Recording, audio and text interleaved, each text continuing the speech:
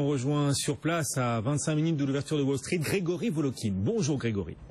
Bonjour Guillaume. Le président de Mescart Financial Services, donc dans 25 minutes l'ouverture des marchés américains. On va voir si de nouveaux records sont battus après de nouveaux records déjà hier sur le S&P, mais aussi désormais sur le Dow Jones, Grégory.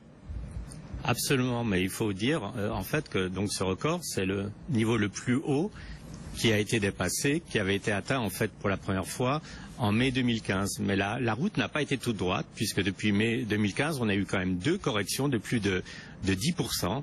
Et je dirais que ces corrections ont laissé des cicatrices psychologiques dans l'esprit des investisseurs, parce que malgré le nouveau record de hier, les gens sont encore très mal à l'aise avec ces indices, qu'ils soient ici ou en Europe, qui montent tous les jours. Donc saluons le record et espérons qu'il va donner un peu plus de confiance dans les marchés qui en ont toujours besoin. On suivra ça de près, bien évidemment, Grégory, en fonction également des statistiques économiques. Et un indicateur aujourd'hui particulièrement attendu et qui va être suivi, donc les prix à l'importation.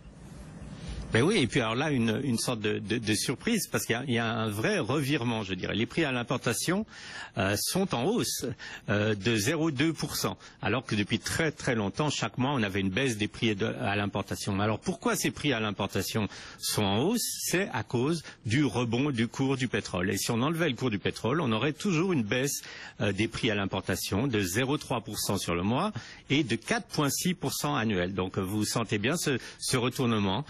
On disait toujours il n'y a pas d'inflation, c'est grâce au pétrole. Maintenant peut-être qu'on va commencer à dire on a de nouveau un peu d'inflation, c'est à cause du pétrole. Non, on verra ce qu'en dira la Réserve fédérale américaine. Bien entendu, du côté des entreprises, des grands mouvements de société également. On parle aussi chez vous à Wall Street des Pokémon Go, pas mal de controverses aux États-Unis autour de ces Pokémon Go dont on entend aussi ici en France de plus en plus parler.